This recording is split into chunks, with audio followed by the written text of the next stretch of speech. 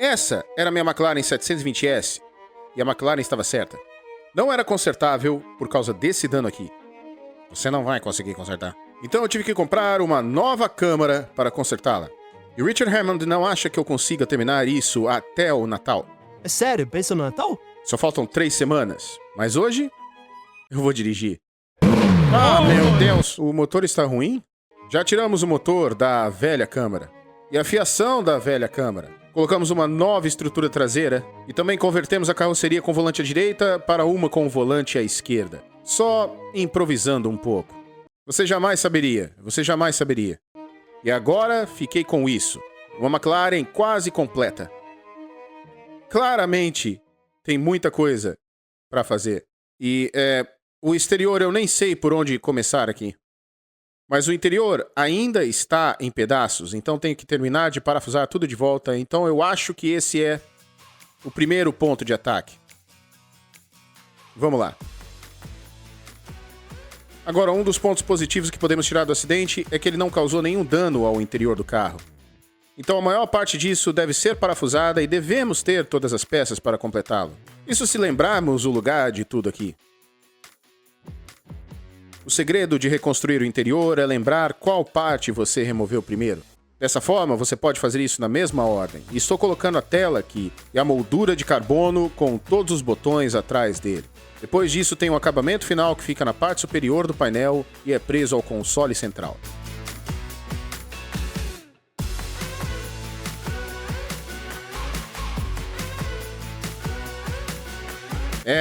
A tela do console central está pronta. Próxima coisa é onde o espelho retrovisor é montado. Agora, como esse era um carro com volante à direita, o espelho retrovisor é um pouco diferente porque o assento do motorista está numa posição diferente. Então troquei o suporte para um com o volante à esquerda. Então eu poderia colocar o forro do teto na luz interna e o protetor solar depois.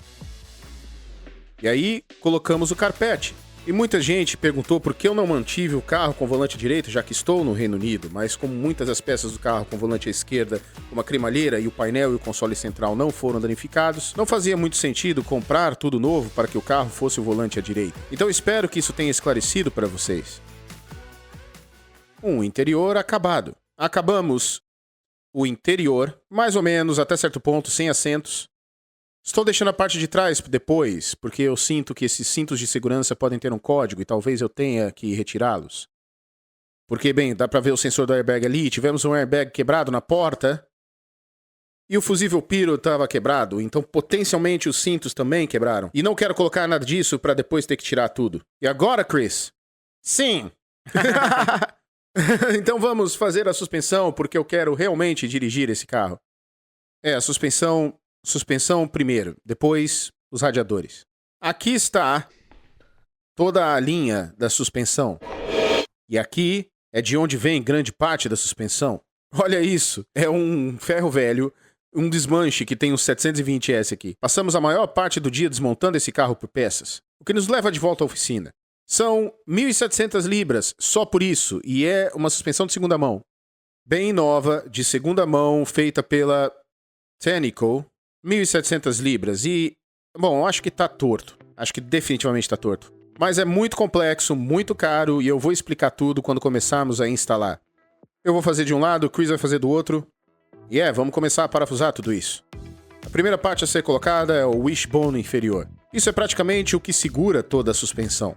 Depois que isso estiver parafusado, terei essa barra de direção traseira. Isso é ajustável para deixar a esteira nas rodas traseiras perfeitamente reta, então teremos que alinhá-la depois. Depois, entra o eixo de transmissão. O eixo de transmissão é empurrado para dentro da caixa e depois disso, estamos prontos para o wishbone. Isso também é fixado na estrutura traseira do carro com 4 parafusos e tem um ajuste de cambagem.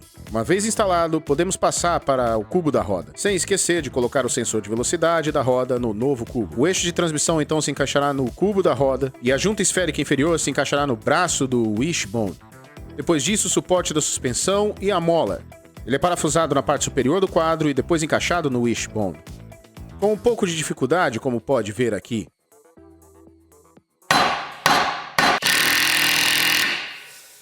Isso é duro. Mas vai entrar.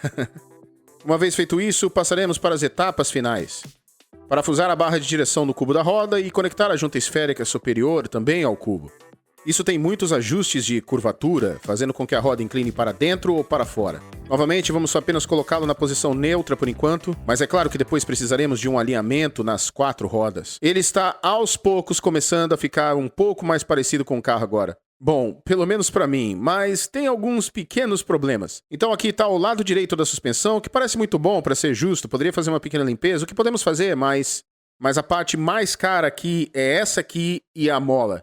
E é um pouco diferente nas McLarens do que costuma ser em carros normais. Aqui está o preço de uma unidade de suspensão de segunda mão, 3.800 libras. E esse é do 675 LT, mas é tudo a mesma coisa. Mas eles são muito difíceis de encontrar. Eu sei que teria que substituir um lado, porque, bom, esse é o resto dele, mas ambos os lados, nem tanto.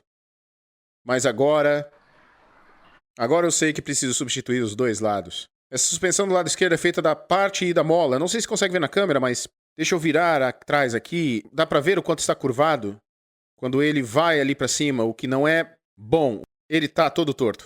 E para piorar, quando fui ao desmanche para pegar algumas peças, peguei a suspensão e o único lado que eles tinham, que estava em um lado não danificado, e esse aqui me custou mais de 1.700 libras.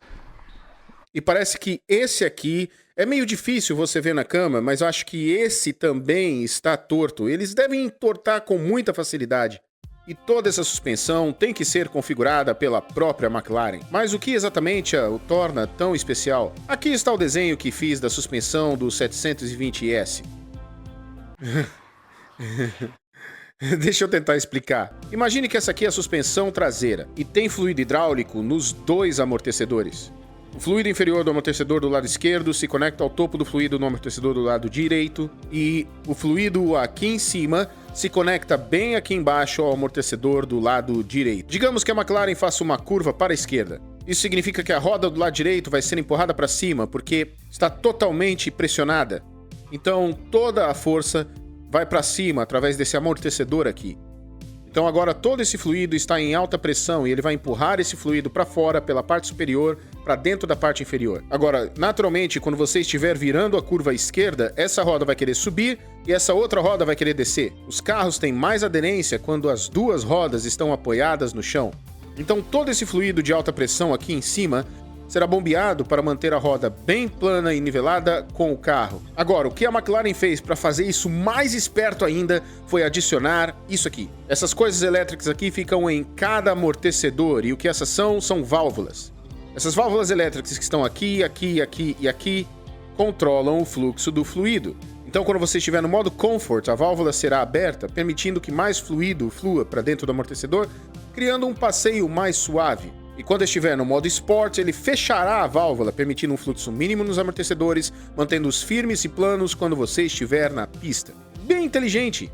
Sim, é bem inteligente, mas dificulta para pessoas como nós que estamos tentando trabalhar no carro.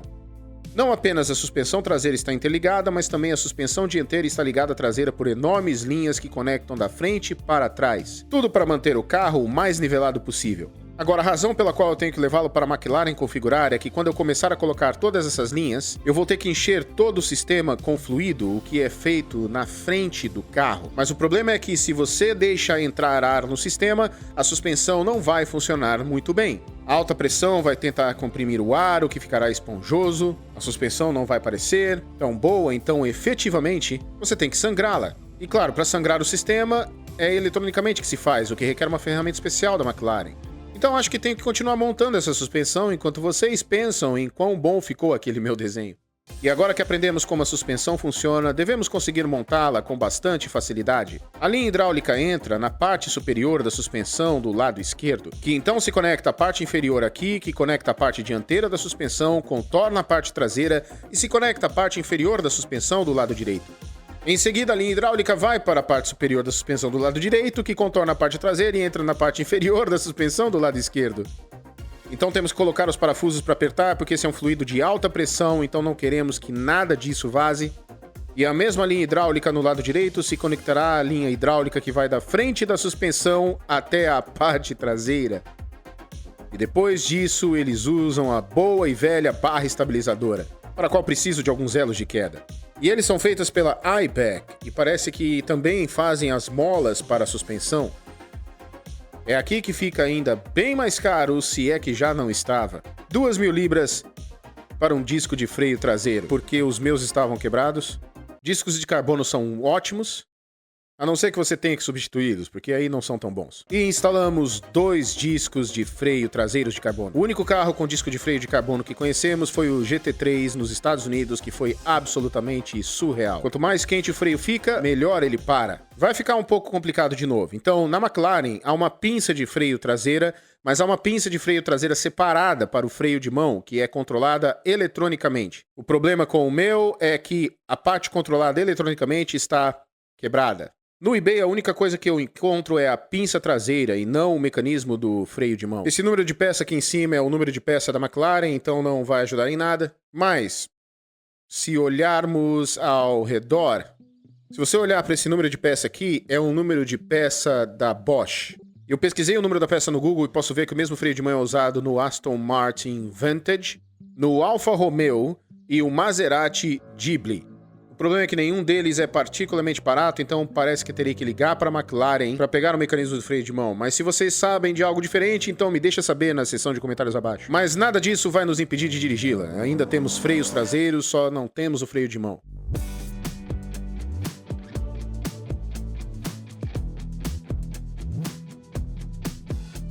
Agora estamos quase nos retoques finais para conseguir fazer esse carro funcionar e atingir a temperatura ideal. Uma coisa necessária é, claro, o radiador, e é isso que estou instalando agora. Ele é montado na lateral do carro aqui, junto com o condensador do ar-condicionado também. Tem 2 mangueiras na parte superior do radiador que preciso conectar, e uma mangueira grande no fundo. E depois disso, estamos quase acabando. É um tom ligeiramente diferente de preto, mas essa não vai ser a cor que vai ficar. 2.000 libras por essa asa traseira. Sim, a asa era cara, mas essas são um pouco diferentes das asas normais. Elas são montadas no chassi, elas são parafusadas na estrutura traseira do carro, o que exige muita força. Além disso, são controladas hidraulicamente. Primeiro parafusei a asa traseira no chassi e depois parafusei a proteção traseira, porque depois disso poderei começar a instalar as linhas hidráulicas. Há 2 linhas que se conectam a uma pequena caixa T aqui e depois instalam as bombas de ar secundárias e que eu acho que são usadas apenas para emissões. Agora, você pode ver as 2 linhas saindo da caixa de câmbio aqui, passando para aquela pequena caixa T que mencionei e indo para a direita e para a esquerda. Um lado vai para o lado direito da asa, que eu presumo ser um tubo de alimentação e um tubo de retorno, e outro lado vai para o lado esquerdo da asa. Não sei se é algum tipo de sensor na caixa de câmbio que detecta a velocidade com que você acelera e envia o fluido hidráulico para cima. Não tenho ideia. A asa está colocada. Dá uma olhada. Para cima. Para baixo. Não tenho certeza exatamente de qual fluido ele usa. Ele sai da caixa de câmbio aqui, mas eu não tenho ideia como funciona ou o que funciona. Eu acho que a gente vai descobrir quando a gente começar a dirigir, mas não acho que vamos conseguir atingir a velocidade que isso aqui funciona ou não. E agora parece que meio que atrapalha, então a gente vai ter que tirar para colocar o escapamento. Em seguida, fluidos. Arrefecimento primeiro. Eu não acho que teremos grandes problemas para encher o tanque do refrigerador, porque os radiadores não estão totalmente na frente do carro. Então, eu vou encher com vácuo de qualquer maneira. E todos sabemos como funciona o enchimento a vácuo. Ele não deu muito certo na Ferrari, mas vamos tentar com esse aqui. O kit favorito.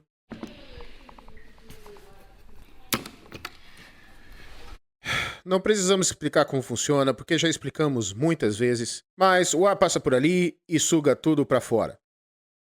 Não deveríamos ter nenhum vazamento, a menos que eu tenha deixado um cano fechado em algum lugar. Mas vamos descobrir. Mas não estávamos conseguindo ter nenhum vácuo aqui. Tá tudo conectado? Não tem nada estourado? O que sugere um vazamento. Eu testei e meu medidor estava funcionando? Sim. Sim. E estava. Será que eu coloco? Sim.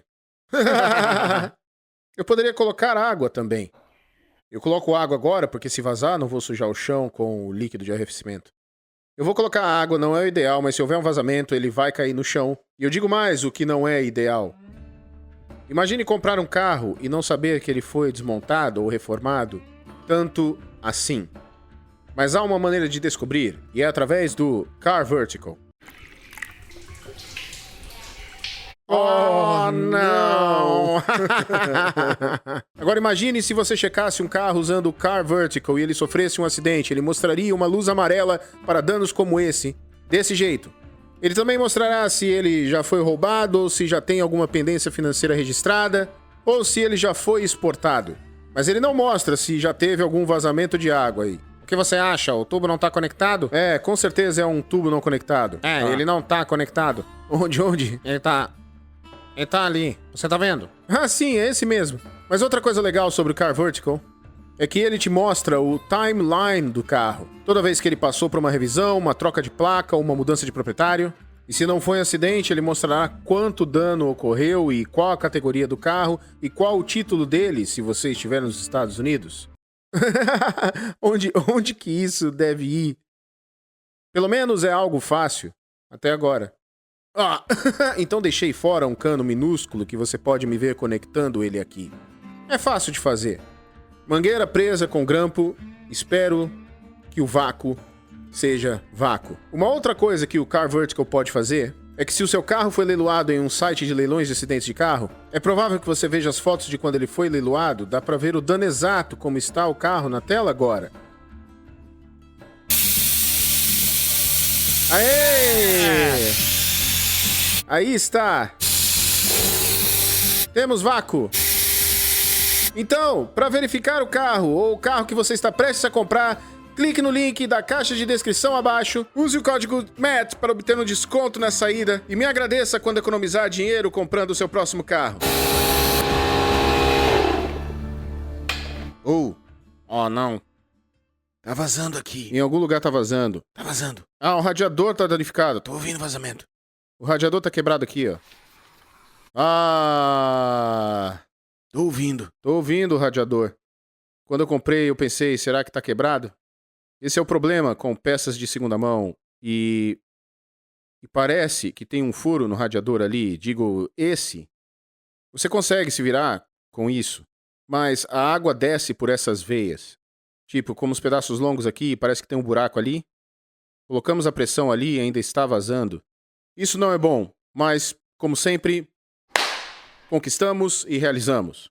Vamos voltar lá no desmanche, digo eu não, o meu pai vai, para comprar algumas peças novas de segunda mão. Tão apropriado agora, e você pode comprar um desses moletons ou camisetas no link da descrição do vídeo. Então meu pai vai comprar algumas peças novas de segunda mão. O que deve resolver nossos problemas com muitas coisas também, ele vai pegar outras coisas quebradas. Eu vou ligar para a McLaren para saber quanto custam esses amortecedores, porque temos 2 tortos, o que nos deve ajudar a andar. Mas, quanto você acha? 2.500 cada. 3. Boa tarde, McLaren Birmingham. Como posso te ajudar? Olá, eu queria saber se você pode me passar para a parte de peças, por favor. 1.545,77 cada, mais o imposto. Ok, e a gente recebe isso em 2 dias, não é?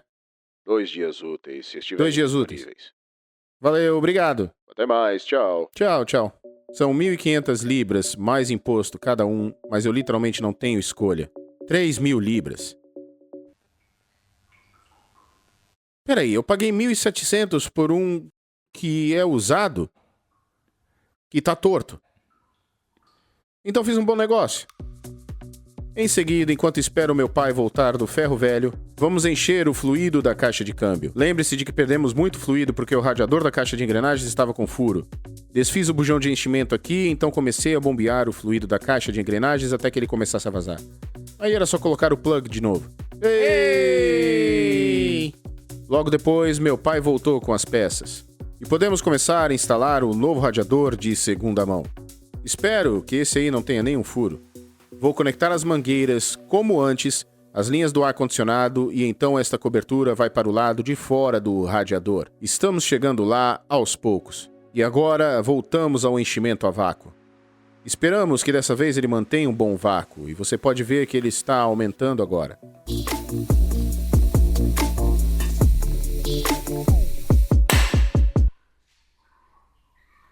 Sem barulhos. Depois de manter o vácuo, eu poderia conectar o tubo de refrigeração e ele iria sugar todo o líquido de refrigeração através do sistema. E espero que não tenhamos nenhuma bolsa de ar. Aí é só encher o resto manualmente. Quase pronto para ligar o carro e deixar atingir a temperatura ideal pela primeira vez e ver se engata. É emocionante. É emocionante. Desse lado, que foi o mais danificado, tem muitos plugs quebrados. Tem plugs quebrados aqui, plugs quebrados ali. E tem fio saindo do nada aqui. E esse tipo de coisa, normalmente em um carro danificado, leva muito tempo para descobrir onde os fios foram e em que ordem, como se você pegasse um plug, em que ordem foi colocado e tudo mais. E é muito difícil de encontrar. Então, para economizar nosso tempo, quando fomos ao ferro velho, compramos parte do cabo elétrico. Meio que custou o equipamento elétrico completo, porque eles não vendem separado. 750 libras. E, você sabia? Mas eu não sabia. Achei que a McLaren e a Mercedes tinham se separado. Mas olha, veja só. A fiação, o logotipo da Mercedes. Então, tudo isso é Mercedes. Bem, os plugs de fiação. Não creio que seja realmente um chicote elétrico da Mercedes.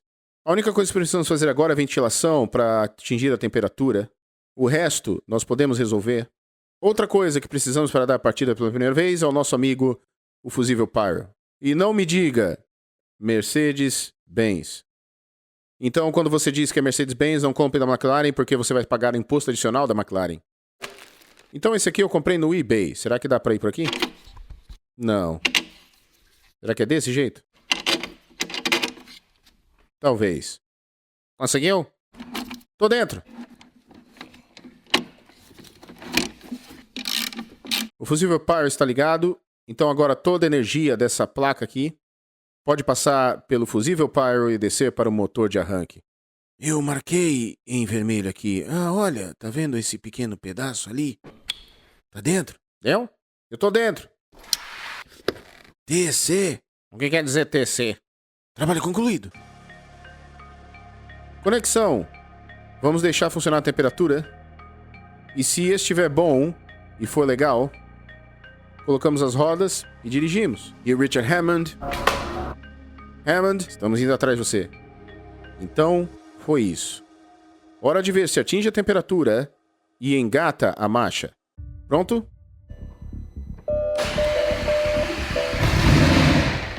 Oh.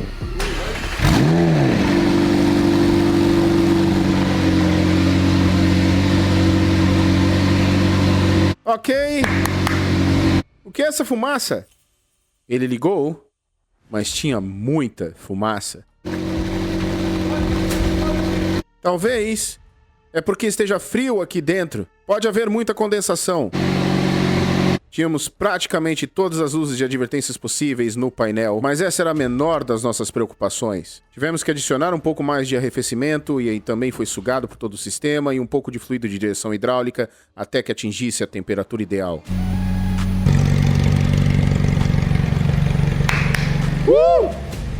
Olha isso! Olha só como é rápido! Eu vou engatar a primeira marcha. Mas não funcionou. Ele não engatava. Não. E o botão de dirigir no console central não estava fazendo nada. E nem estava o botão do reverso. Marcha ré? Então eu não consigo ir a lugar nenhum. Nem perto da temperatura ambiente. Parece bom, não é? Nós nunca soubemos se a caixa de câmbio estava boa ou não. É, porque nunca vimos ela mudar, né? É, nunca vimos se ela mudou de marcha ou não. O motor estava funcionando muito bem e tudo soava bem, mas não estava bem. Olha, estourou a tampa do óleo. Olha, por que tá fazendo isso? O carro não gosta de ligar, né? Mas ele não vai, né? Não dá pra ir pra lá. Ah, é? Meu Deus! Oh, não!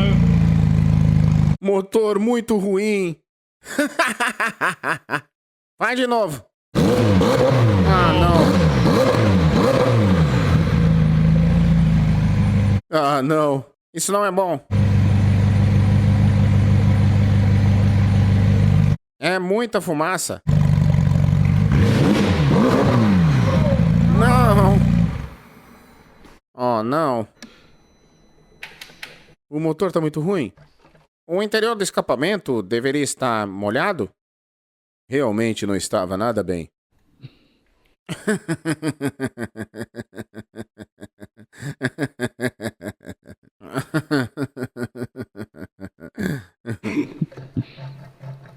Será que a gente acabou de fundir o motor da McLaren? Nós não explodimos o motor fazendo o que você acabou de fazer. E de onde tá saindo toda essa fumaça? Certamente eu não fiz isso. Tá bom. Você botou o arrefecimento direto no escapamento? O cooler de carga? Bom, esperamos. A melhor das hipóteses poderia ser o charge cooler. Porque isso fica em cima do motor e nós conseguimos aguentar qualquer coisa que tivesse que substituir o motor. Lembre-se que o radiador tem um líquido de arrefecimento circulando para que ele resfrie o ar antes que ele entre no motor. E se houver um vazamento desse líquido, ele pode estar sendo sugado diretamente para dentro do motor, causando toda a fumaça. Mas o tubo estava todo seco. Não. Ele tá bem seco. Então será que o problema é a junta do cabeçote? O motor tá muito ruim. Eu não sei, você pegou isso quando a tampa do óleo explodiu quando ligamos? Acho que não. Então, a tampa do óleo explodiu e explodiu no último vídeo também. Se a junta do cabeçote estiver queimando e lançando gases de escape no sistema de óleo, a tampa do óleo pode estourar, não é isso, né? Mas a tampa do óleo não segura muito bem, sim. Ah, meu Deus, se tivermos que tirar esse motor, põe isso no reservatório do radiador. Aí você coloca um pouco desse fluido ali que vai ficar nesse reservatório aqui. E se detectar qualquer gás de escape entrando, então o fluido azul ficará amarelo, o que significa que o motor é muito ruim. Então vamos testar. Esperamos que isso continue azul. Se isso for para qualquer outra cor menos azul, o azul é nossa cor favorita no momento.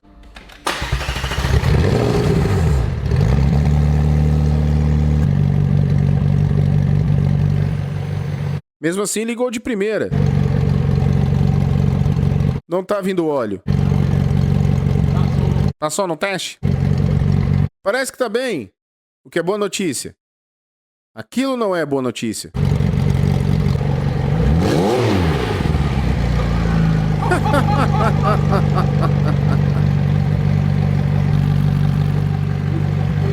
Eu acho que o cabeçote já era. Olha isso.